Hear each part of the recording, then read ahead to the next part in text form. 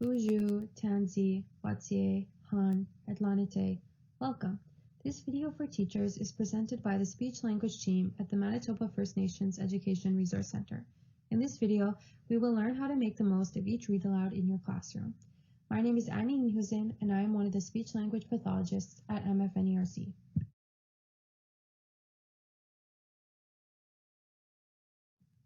On this slide, we have an outline of what we are going to cover in this presentation. We're going to begin by briefly discussing why we read aloud. Next, we're going to talk about choosing books for read alouds. Then we are going to briefly touch on the importance of previewing and practicing the book before we read aloud. We will then talk about asking questions during a read aloud. We're going to emphasize questions that require students to make predictions or inferences. And finally, we will go over targeting vocabulary during read alouds.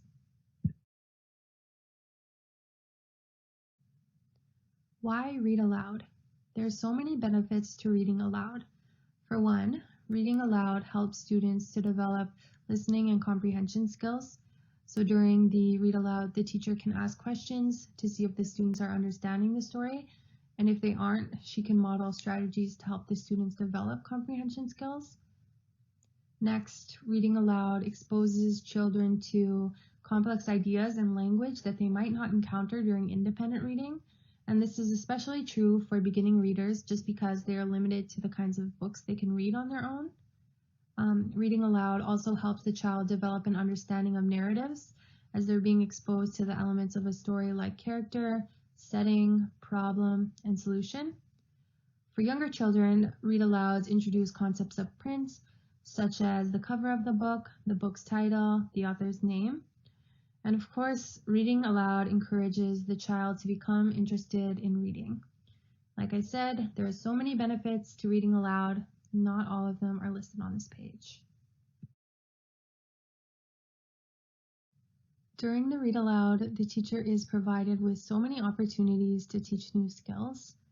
Reading aloud provides the teacher the opportunity to demonstrate thinking strategies, demonstrate fluent reading, deepen understanding of new vocabulary, practice inferencing and predicting, build on students' background knowledge, and most importantly, encourage a lifelong love of reading.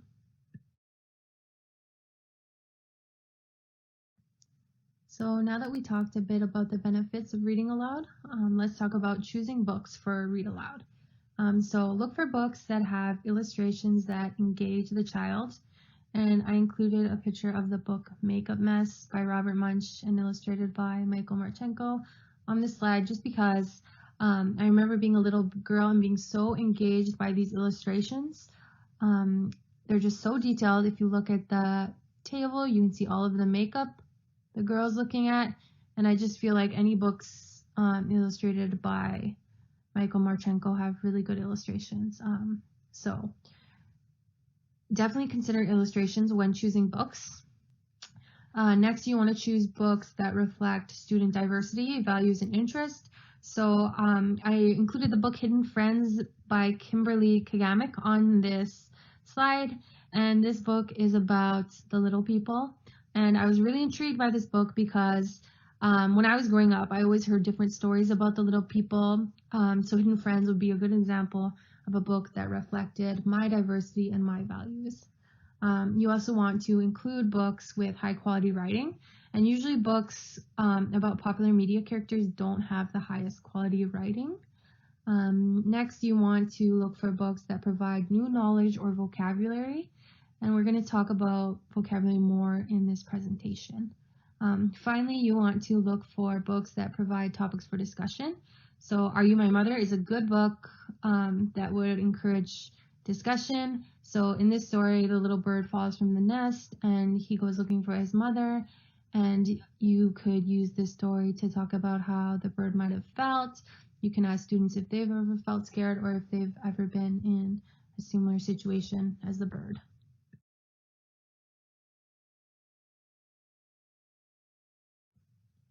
After you've decided which book you're going to read, you're going to want to preview and practice the book. This is an important step to take as it allows you to determine potential vocabulary targets, determine any questions you might want to ask. It allows you to practice animation and expression, which is so important to engage the student during the read aloud. It also gives you the opportunity to practice any unfamiliar or invented words. It's so important we know how to say these words to model fluent reading. If we practice beforehand, it's less likely we're going to stumble over these words during the read aloud.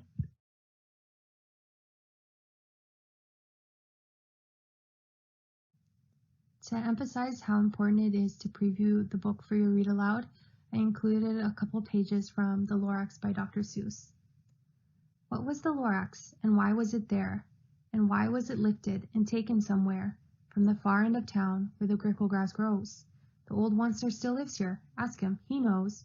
You won't see the onceler. Don't knock at his door. He stays in his lurkum on top of his store. He stays in his lurkum, cold under the floor, where he makes his own clothes out of miff, mufford, moof. So as you can see, there are so many made-up words in this book. So if you're going to do a read aloud with this book, it would be really important that you practice reading all of the invented words so you're not stumbling when you get to them.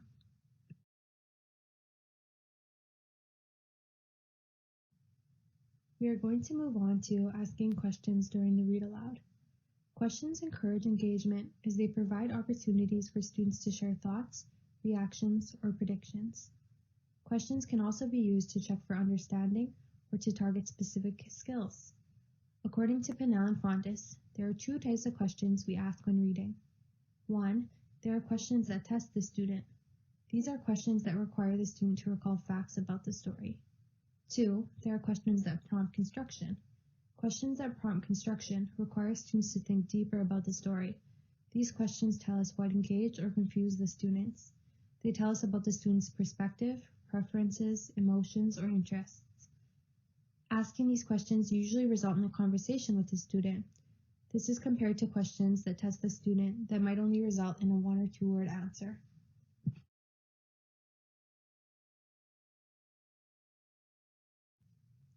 On this slide, I have the various types of questions you can ask during the read aloud. First, we have predicting questions. Predicting questions ask the student to recall parts of the story to guess what is going to happen next. And these are questions like, what do you think this book will be about? Or what do you think will happen next? Next, we have questions that make connections. These questions ask the student to think about how the text relates to their personal experience. We might ask, what does this remind you of? Can you think of another book you read like this? Synthesizing questions ask students to use information from the text to create new understandings. So you might ask the student, what was new information for you? Inferring requires the student to think about what is not written in the text but implied. You might ask the student, what did the writer mean when he said?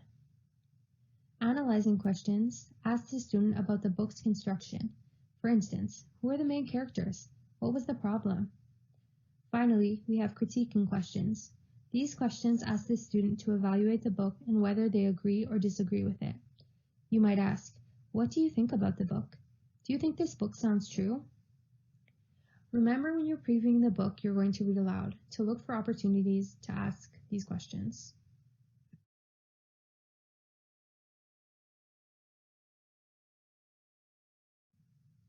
Now we're going to talk more specifically about predicting. As mentioned in the previous slide, predicting is when you make a guess about a future event. Predictions can be confirmed by reading the book further. We get predictions by asking the question, what will happen next? Why do we work on predicting?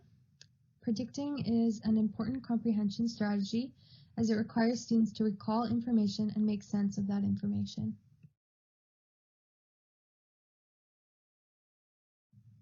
We can work on predicting throughout the read aloud, before reading, during reading, and after reading. Before reading, we can ask students to make predictions about what the story will be about based on the cover, the title, or the author. So for example, I predict the story is about a bear finding food because it is called The Big Hungry Bear. During the read aloud, we can review the predictions we made before reading the book, and we can make predictions based on new information. So for example, I thought the book would be about this, now I think the book is about this. And after the read aloud, again, we can reflect on the predictions we made, and we could ask, did I make good predictions? What clues helped me make these predictions?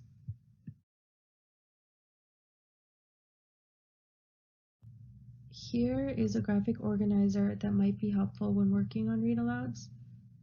So in the first column, this is where we put our prediction. In the second column, this is where we put evidence from the text that supports our prediction.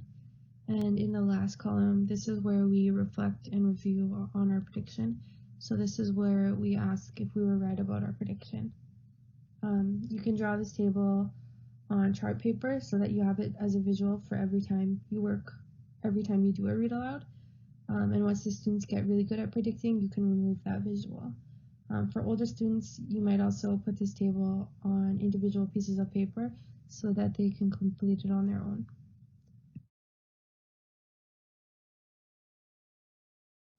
We're now going to talk more about inferring. So as I mentioned in the previous slide, we infer when we read between the lines to determine what is not explicitly stated. So why do we work on inferences? Inferring is important for reading comprehension, as not everything that happens in a story is explicitly stated.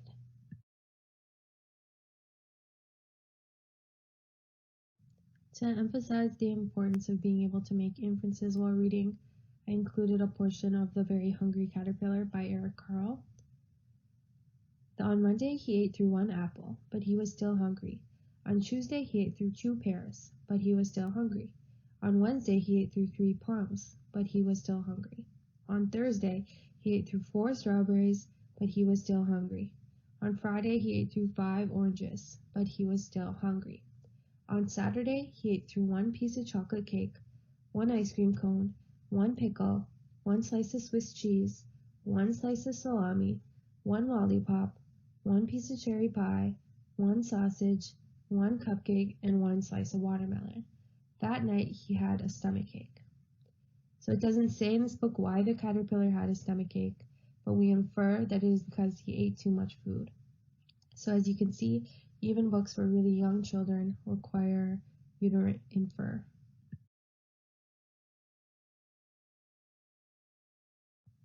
I have another example of the importance of making inferences from Llama Llama Red Pajama. And this is one of the first pages in the story. Llama Llama Red Pajama reads a story with his mama. Mama kisses baby's hair. Mama Llama goes downstairs. So we can infer from this page that it's nighttime and Llama Llama is being read a bedtime story. The author didn't write this. We infer this based on other evidence from the text, like Llama Llama wearing pajamas. So again, as you can see, books for even really young children require you to make inferences.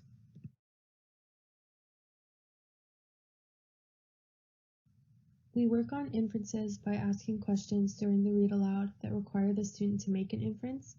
For example, if we were reading Goldilocks and the Three Bears, we might ask, why did Goldilocks break baby's chair? And this question requires students to infer because the author of the book doesn't explicitly say that Goldilocks broke the chair because it was too small for her.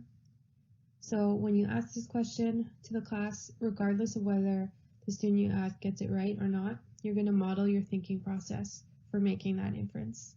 So first you might say, the author says that Goldilocks sits in the baby chair. Goldilocks is not a baby, she's a girl. Then you might say, I know that baby chairs are small, so Goldilocks was too heavy for the chair and broke it. Here is a graphic organizer that you can use to work on inferencing. Again, you can write this on chart paper and use it as a visual during the read aloud, or you can give this to older students on an individual piece of paper so they could fill it out on their own. In the first column, we have the question that requires the students to make an inference. Why did Goldilocks break baby's chair? In the second column, this is called It Says, and this is where we put information from the book. It says, she sits in the baby's chair, but she's not a baby, she's a girl. The third column is called I Say. This is where we put our own background knowledge that helps us make the inference. I say baby chairs aren't very big. And finally, the fourth column is called and so, and this is where we make our inference. So based on the information from the text and my own background knowledge, I infer that Goldilocks is too heavy for the chair and it breaks.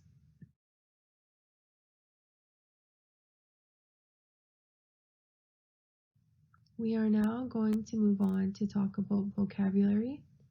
Read alouds are the perfect time to target vocabulary since read aloud texts expose children to a vocabulary they don't encounter during independent reading. The 3 tiers framework, which we're going to discuss in the next slide, helps us to determine vocabulary words to target while reading aloud. Here is a visual of the 3 tiers framework. So all of the words we use can be placed into one of these tiers, tier 1, tier 2, or tier 3. At the bottom we have tier 1 words, and tier 1 words are everyday words familiar to most students. These words come up often in everyday conversations, and children are exposed to them from a very young age. So most students don't need to be taught these words because they're so common.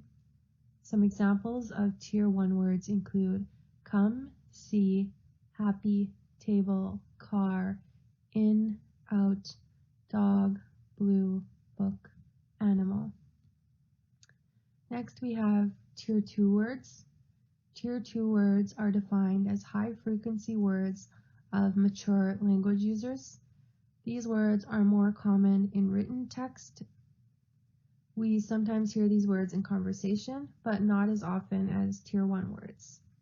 That means that children are less likely to use these words, but it's important students understand these words since they do show up in written text. Examples of tier 2 words include hilarious, endure, despise, arrange, compare, contrast, classify, and function. Finally, we have tier 3 words, and these are content-specific words. So these are the words we use in specific subjects like science, social studies, and math, and we don't usually use these words unless we're talking about these subjects. So examples of tier 3 words includes atom, molecule, metamorphic, sedimentary, continent, and photosynthesis.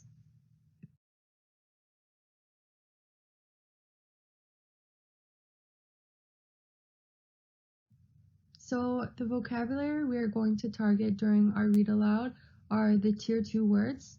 So the first thing we are going to do is preview the text for tier 2 words.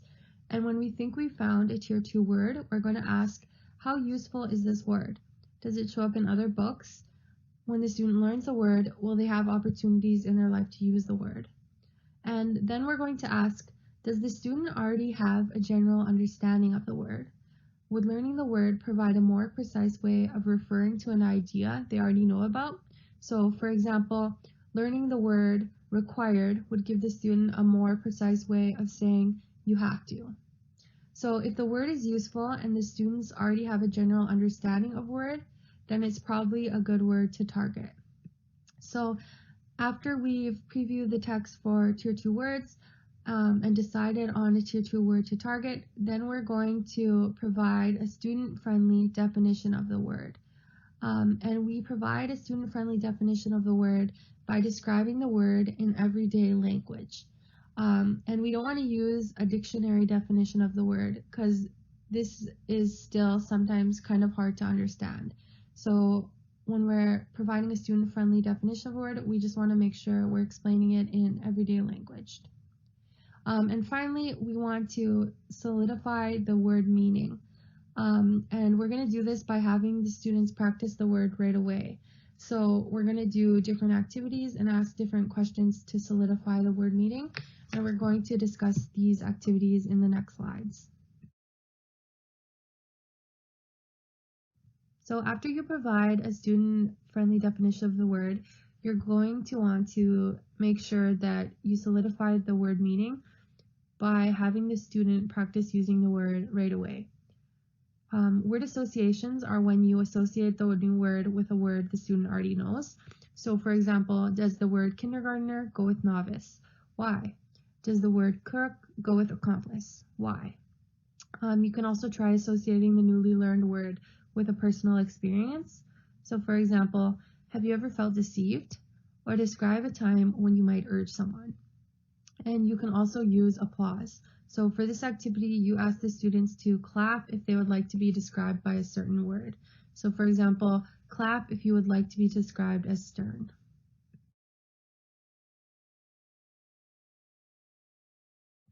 You can also ask would you rather questions.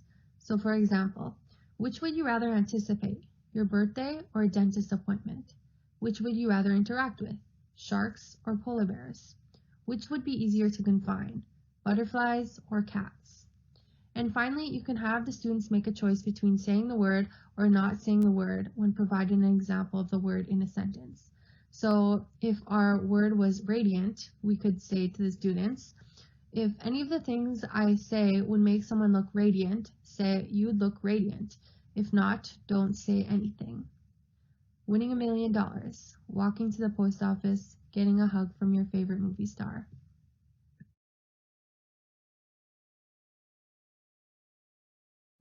So that brings us to the end of the presentation. Here is a list of the sources I used if you're interested in learning more about anything I discussed.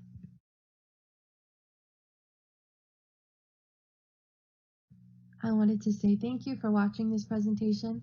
If you have comments or questions, please email the speech and language team at speechandliteracy@mfnerc.com. Thank you.